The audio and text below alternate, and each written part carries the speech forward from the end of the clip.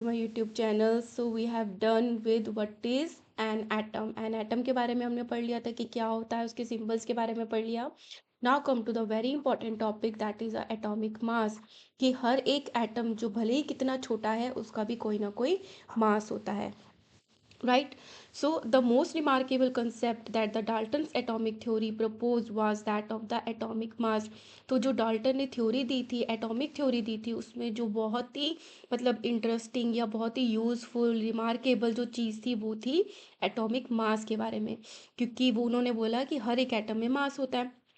According to him, each element had a characteristic atomic mass। जैसे hydrogen है, उसका अपना करेक्टरिस्टिक एटॉमिक मास होगा, उसके एटम का। ऑक्सीजन का अपना होगा, नाइट्रोजन का अपना। तो सबका अपना अपना करेक्टरिस्टिक एटॉमिक मास होता है। The theory could explain the law of the constant proportion so well. अब जो ये एटॉमिक मास की थ्योरी थी, इसने कांस्टेंट प्रोपोर्शन की जो लॉ था उसको इतने अच्छे से एक्सप्लेन किया that the scientist were prompt to measure the atomic mass of an atom. कि सारे साइंटिस्ट लग गए कि हाँ एटॉमिक मास है, इसी वजह से लॉ ऑफ कांस्टेंट प्रोपोर्शन भी जो है वो भी क्या हो रहा है, प्रूव हो रहा है। ठीक है, तो सारे के सारे एटॉमिक मास को मेजर करने में लग गए कि एक एटम का मास कितना होगा। Since determining the mass of an individual atom was a relatively difficult task. अब किसी भी एक एटम का, जो हमने पढ़ लिया था, इतना छोटा होता है, इतना छोटा होता है कि कितने नैनोमीटर, 10⁻⁻10 नैनोमीटर तक रेडियस होता है। तो हम क्या उसका किसी एक एटम का मास जो है वो पता कर पाएंगे, तो पता कर भी पाए, लेकिन वो बहुत ही क्या था डिफिकल्ट टास्क था। तो उन्होंने क्या किया, relative atomic masses were determined using the law of the chemical combination. तो उन्होंने सोचा हम ऐसे करते हैं, किसी एक एटम जो भी हमें मिलेगा उसका एटॉमिक मास मेजर कर लेंगे और उससे रिलेट करके दूसरे जो एलिमेंट्स है या कंपाउंड्स हैं उनके एटम्स का हम मास जो है वो मेजर कर लेंगे। कैसे? जैसे कि आपकी क्लास में एक बॉय है जिसका नाम है अमित। ठीक है, उसका वेट है 20 kg। उसको आपने बोल दिया 1 यूनिट, कि उसका 1 यूनिट है। तो अभी दूसरा बॉय है अभी, उसका वेट है 40 kg। तो वो कितना हो जाएगा, 2 यूनिट्स हो जाएगा, डबल हो गया उसका। ठीक है, इसी तरीके से कोई और गर्ल है स्वाति, जिसका वेट है 60 kg। तो वो क्या हो जाएगा, 3 यूनिट्स हो जाएगा। मतलब 3 × 1 यूनिट कितना है, 20। तो क्या हो गया, 60 kg। तो इसी तरीके से रिलेटिव मान लिया, जैसे अमित के वेट को रिलेटिव मान लिया। Right now let us take the example of the compound. Compound क्या होते हैं, जो एक से ज़्यादा एलिमेंट्स, डिफरेंट एलिमेंट्स से मिलके बनते हैं। तो एक कंपाउंड लिया, कार्बन मोनोऑक्साइड, CO। तो इसमें ऑक्सीजन जो है वो एक है, और मोनो का मतलब होता है एक, इसलिए इसका नाम है carbon monoxide. Formed by the carbon and oxygen, इन दोनों से मिलके बनती है। It was observed experimentally that 3 gram of carbon combines with the 4 gram of oxygen to form the carbon monoxide। तो एक्सपेरिमेंट जब करे गए तो उन्होंने देखा कि 3 ग्राम कार्बन हमेशा 4 ग्राम ऑफ ऑक्सीजन से रिएक्ट करके क्या बनाती है, कार्बन मोनोऑक्साइड बनता है। ये कैसे पता चला, आप आगे पढ़ोगे कि कार्बन का जो एटॉमिक मास होता है वो होता है 12, और ऑक्सीजन का होता है 16। अगर इनकी रेशियो निकाली जाए, सो 4 3 12 एंड 4 4 16, तो क्या बन गया, 3:4। मतलब 3 ग्राम तो हो गया कार्बन और 4 ग्राम हो गया ऑक्सीजन, तो दोनों मिलके क्या बनाते हैं, कार्बन मोनोऑक्साइड। सो ये बन गया। In other words carbon combines, और दूसरे तरीके से बोला जाए कि कार्बन जो है वो कंबाइन करता है 4/3 times it's mass of oxygen. ठीक है, suppose we define the atomic mass unit earlier abbreviated as the AMU। तो अभी तो स्टार्टिंग से हम हिस्ट्री पढ़ते आ रहे हैं, कैसे कैसे हम एटम के पास पहुंचे। अब एटॉमिक मास की बात करें, तो जब एटॉमिक मास स्टार्टिंग में शुरू हुआ तो उसका जो यूनिट का नाम था वो एटॉमिक मास यूनिट था, एक यूनिट। तो उसका हमने यूनिट क्या बोला, AMU लिखते थे कि 1 AMU है या 2 है, कितना है। But according to the latest अभी चल रहा है IUPAC, जो हमने बताया था कि ये क्या करता है, अब एलिमेंट्स के नाम को प्रपोज करता है। तो उन्होंने क्या रिकमेंडेशन दिया, it is now written as only U, AMU नहीं, AM हटा के ओनली यू लिखते हैं। Unified mass as equal to the mass of 1 carbon atom, कि एक कार्बन एटम के इक्वल है वो। ठीक है, then we would assign carbon as an atomic mass of 1 unit. तो 1 कार्बन का हमने जो मास लिया वो हो गया 1.0, unified mass, and the oxygen an atomic mass of 1.33 U. तो एक ऑक्सीजन का बता रहे हैं कि कितना है, this is not a 10, this is 1 O, तो ये कितना है 1.33 यूनिट। तो कार्बन से रिलेट करके बता दिया। However it is more convenient to have these numbers as a whole number. अब जैसे 1.33 दिया है, तो इससे बेटर होता कि एटॉमिक मासेस जो होते वो कैसे होते, होल नंबर में होते, या तो 1 होता, या 2 होता, या 3 होता, 4, या सो ऑन। ठीक है, और as the near to the whole number as possible.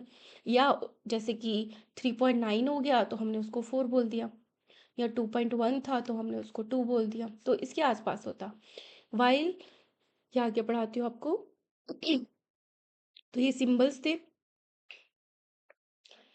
While searching for the various atomic mass unit, तो जब सर्च चल ही रही थी, तो सर्च करते करते साइंटिस्ट ने एक बारी क्या किया, initially took the 1/16 of the mass of an atom of the naturally occurring oxygen as a unit.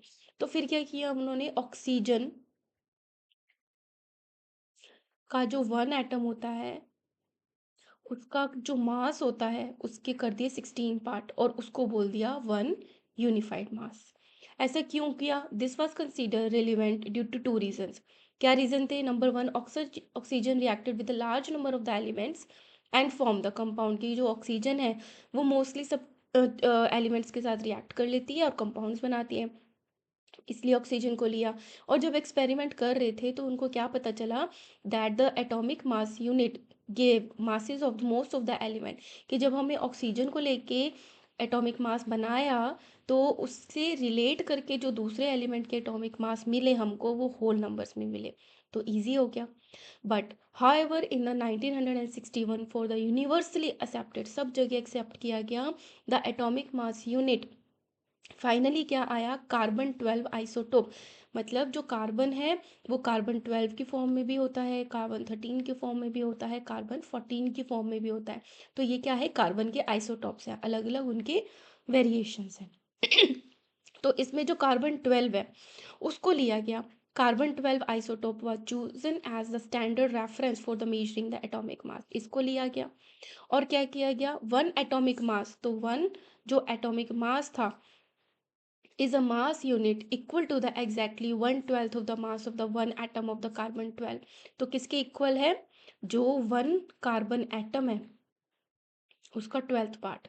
तो ये फाइनली अब यूनिवर्सली ये यूज होता है, और वो कार्बन एटम कौन सा है, C12।